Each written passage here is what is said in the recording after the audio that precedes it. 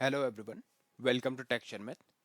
आज के सेशन में हम कोबोल से रिलेटेड एक और टॉपिक कवर करेंगे, जिसमें हम टेबल को देखेंगे कि कैसे हम टेबल को इंडेक्स के साथ में क्रिएट कर सकते हैं या इंडेक्स के थ्रू यूज कर सकते हैं।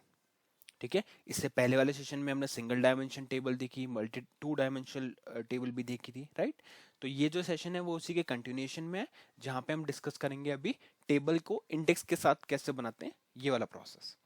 ठीक है, तो सेशन शुरू करने से पहले जस्ट मेरा एक रिकमेंडेशन है कि अगर अभी तक आप लोगों ने पहले वाले सेशंस वॉच नहीं किए तो आप पहले उनको वॉच कर सकते हो, क्योंकि ये जो पूरी प्लेलिस्ट है एक प्रॉपर सीक्वेंस और सिंक में है ना। तो अगर इसको आप सिक्वेंशियली फॉलो करोगे तो आपके लिए और भी ज़्यादा ईजी रहेगा ये ऑनगोइंग टॉपिक समझना।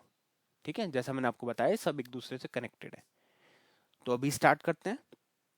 सेम प्रोसेस हम फॉलो करेंगे। मैं पहले आपको प्रोग्राम वॉक थ्रू करवाऊंगा। यहाँ पे मैंने T S C B P G M 92 name से एक पेज प्रोग्राम बनाया हुआ है। ये प्रोग्राम हम देखेंगे, इसमें बेसिक क्या लिखा हुआ है वो समझेंगे फटाफट से, और फिर उसके बाद में स्क्रैच से कोड लिखेंगे इंडेक्सिंग को समझने के लिए कि कैसे इंडेक्सिंग वर्क करती है, क्या उसमें चीज़ें इंप्लीमेंटेड होती है, ये सारी चीज़ें हम डिस्कस करेंगे। ठीक है, तो स्टार्ट करते हैं। यहाँ पे मैं इसको सबसे पहले एडिट मोड में ले लेता हूँ, program T S C B P G M 92 को। और यहाँ पे अगर आप देखोगे तो हमने लिखा हुआ है आइडेंटिफिकेशन डिवीजन ब्लॉक। क्या होता है आइडेंटिफिकेशन डिवीजन ब्लॉक? देखो, जब भी आपको कोई प्रोग्राम की सोर्स रिलेटेड कोई इन्फॉर्मेशन स्टोर करनी होती है तो वो आप स्टोर करते हो अपने आइडेंटिफिकेशन डिवीजन ब्लॉक के अंदर। ठीक है, तो यहाँ पे अगर आप देखोगे तो प्रोग्राम आईडी है हमारे पास, जो डिनोट करिए प्रोग्राम के नेम को, T S C B P G M 92, और एक है हमारे पास ऑथर जो डिनोट कर रहा है ऑथर के नेम को, जो है टेक्सचर मैथ। आपके केस में आप अपना प्रोग्राम का नेम और अपना नेम वहाँ पे मेंशन कर सकते हो। इसके अलावा और भी कोई अगर इन्फॉर्मेशन है तो आप वो भी यहाँ स्टोर कर सकते हो, बट अभी के लिए अपन सिर्फ यही दो इन्फॉर्मेशन यूज करेंगे। और इसके बाद में हमने 3 कमेंट लाइन बना रखी है, लाइन नंबर 5 से लाइन नंबर 7 तक। ठीक है, कमेंट लाइन क्यों होती है? देखो, कोई भी कॉम्प्लेक्स लॉजिक हो या कोई भी इंट्रोडक्शन हमारे को देना हो कोड के अंदर, तो उसके लिए हम एक इंस्ट्रक्शन जब लिखते हैं तो उसको ही कमेंट बोलते हैं।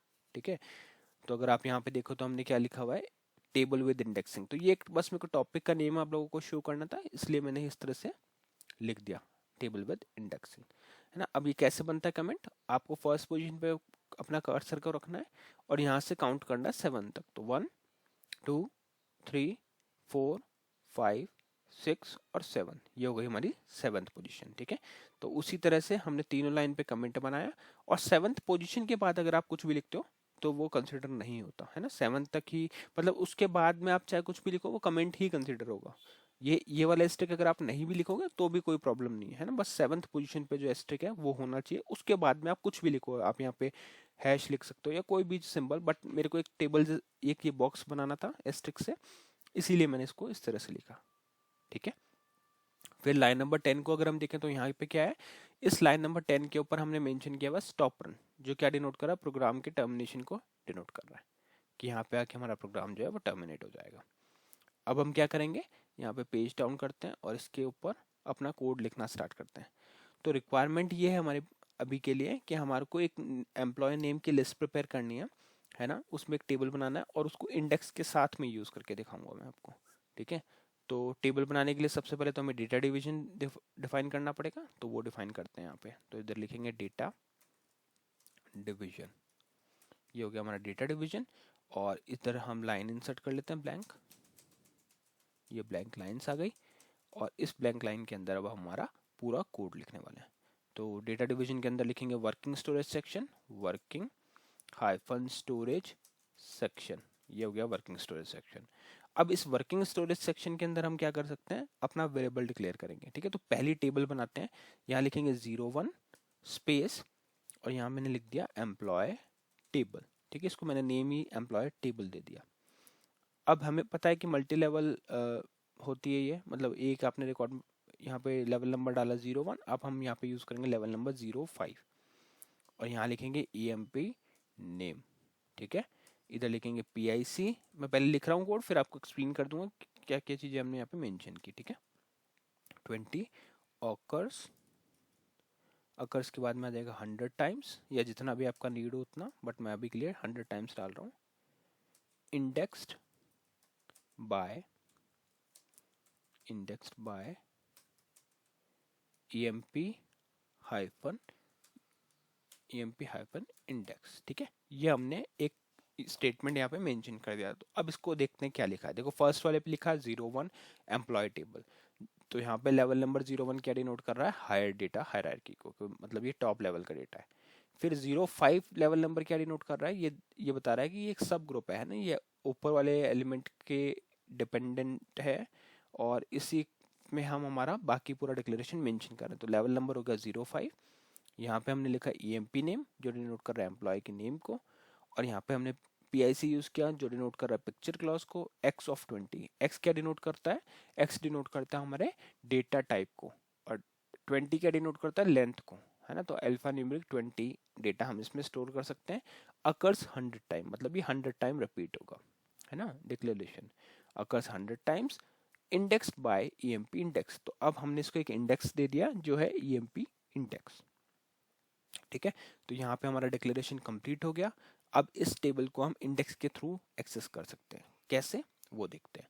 तो उसके लिए मैं यहाँ पे पहले प्रोसीजर डिवीजन डाल देता हूँ। तो यहाँ लिखा मैंने प्रोसीजर डिवीजन। ठीक है, प्रोसीजर डिवीजन के बाद में हम यहाँ पे लिखेंगे अपना पहला मूवमेंट कराएंगे यहाँ पे, जिससे सेट यूज करते हैं। ठीक है, सेट क्या होता है, वैल्यू सेट करने के लिए। तो emp हाइफन इंडेक्स, इधर लिख देते हैं 2 1। तो ये क्या करेगा, ये आपके इंडेक्स को 1 पे सेट कर देगा, और 1 पे सेट करने के बाद अब हम यहाँ पे मूव यूज करेंगे, मूव कमांड। ठीक है, तो मूव किया, और यहाँ पे मैं कोई भी एग्जांपल दे देता हूँ, फॉर एग्जांपल अमित। ठीक है, 2, और यहाँ पे आ जाएगा emp अंडरस्कोर नेम, और इसके ब्रैकेट में दे देंगे emp हाइफन इंडेक्स। तो अब ये हो क्या रहा है, देखो हमने सेट कर दिया emp इंडेक्स की वैल्यू जो है 1, और उस 1 को हम यहाँ पे ऐसे पास कर रहे हैं कि emp नेम के जो फर्स्ट इंडेक्स है, emp इंडेक्स में क्या आएगा 1, है ना। तो 1 मतलब emp नेम के फर्स्ट पे क्या डाल दो, नेम अमित। तो यहाँ पे ये वैल्यू सेट हो जाएगी। ठीक है, उसी तरह से हम 2-3 वैल्यूज और सेट करके देख सकते हैं एग्जाम्पल के तौर पे, और फिर इसको प्रिंट करके देखेंगे। तो यहाँ पे मैं एक और वैल्यू प्रिंट कर देता हूँ, सेट emp हाइफन इंडेक्स 2, यहाँ पे आ जाएगा 2। ठीक है, यहाँ पे इसको पेज अप कर लेते हैं प्रोसीजर डिवीजन से, और पेज अप करने के बाद में सेट के बाद में फिर से हम मूव वाला कॉपी करके यहाँ पे डाउन करते हैं, और इधर नेम चेंज कर देते हैं जस्ट। ठीक है, 10 कैरेक्टर तक का है तो उस अकॉर्डिंग अपन डेट डाल देते हैं। यहाँ पे मैंने डाल दिया शर्मित। ठीक है, और इसी को फिर हम एक एक बार और कॉपी कर लेते हैं। 3 वैल्यूज अभी के लिए मैं आपको डाल के दिखाऊंगा, बाकी आप जितना भी आपको नीड हो उतना अकॉर्डिंग डेटा आप पुट कर सकते हो। तो यहाँ पे आ जाएगा सेट emp इंडेक्स एज 3, और इधर हम नेम डाल देते हैं फॉर एग्जांपल राहुल। ठीक है, या आप कुछ भी नेम डाल सकते हो। तो यहाँ आ गया हमारा नेम, और 2 emp नेम emp इंडेक्स। तो ये हमने क्या करा, सारी वैल्यूज को सेट किया, और उसके बाद में उसको मूव करवा दिया। इंडेक्स सेट किया, वैल्यू को मूव कराया। अब इसका वेरिफिकेशन करने के लिए अपन क्या कर सकते हैं, वैल्यूज को प्रिंट कर सकते हैं एक लूप के थ्रू। लूपिंग्स हमने पढ़ी है तो उसको यहाँ पे हम यूज करेंगे। तो यहाँ मैं लिख देता हूँ परफॉर्म वेरिंग। ठीक है, emp hyphen index from 1 by 1 until emp hyphen index is greater than 3। ठीक है, और इसके अंदर हम क्या कर देंगे, डिस्प्ले कराएंगे। तो ये लूप क्या करेगा, एक एक करके इन वैल्यूज को प्रिंट कर देगा। तो डिस्प्ले, यहाँ पे मैं लिख देता हूँ एम्प्लॉय, इधर एक कॉलन दे देते हैं। ये पार्ट ऑफ सिंटेक्स नहीं है, जस्ट आपको शो करने के लिए इस तरह से लिख रहा हूँ। और इधर आ जाएगा emp हाइफन इंडेक्स। ठीक है, emp हाइफन इंडेक्स, और इसके बाद में, या फिर आप इसको ऐसे लिख सकते हो, यहाँ से हटा देते हैं इसको। ठीक है, ये emp इंडेक्स आ जाएगा, फिर इसके बाद में कॉलन दे देते हैं इस जगह में, और एक स्पेस, और ये क्लोज, और फिर यहाँ आ जाएगा emp हाइफन नेम, और इधर आ जाएगा emp हाइफन इंडेक्स। तो ये क्या कर रहे हैं हम, इससे बस वैल्यूज को प्रिंट कराएंगे, है ना। और फिर लास्ट में लिख देते हैं and perform, and hyphen perform. तो ये क्या करेगा, एक लूप चलाएगा और वैल्यूज को प्रिंट करेगा, और लास्ट में हमारे पास स्टॉप रन लिखा हुआ ही है, तो वो वैल्यूज को प्रिंट टर्मिनेट कर देगा, प्रोग्राम जैसे उस पर जाएगा। ठीक है, तो एक बार इसको पहले रन करके देखते हैं क्या आउटपुट आ रहा है। कुछ चेंजेस हैं तो वो करेंगे, अदरवाइज ओके होगा। कंपाइल हो चुका है, कॉल की ओके नहीं हुआ कंपाइल, कुछ इसमें इश्यूज है, देखते हैं क्या है। मे बी कुछ स्पेलिंग मिस्टेक या कोई पॉइंट हमने यहाँ पे स्किप कर दिया होगा, तो ये इस तरह से दिखा रहा है। एक काम करते हैं, इसको टर्मिनेट करते हैं यहाँ पे, और अभी इसको ट्राई करेंगे फिर से कंपाइल करने का। ओके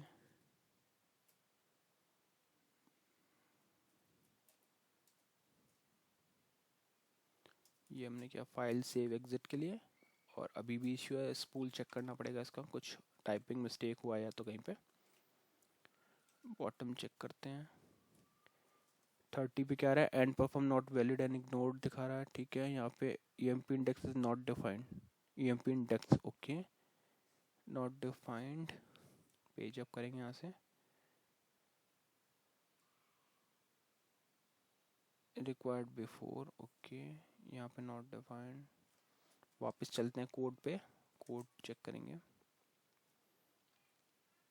हमने EMP इंडेक्स मेंशन किया हुआ है,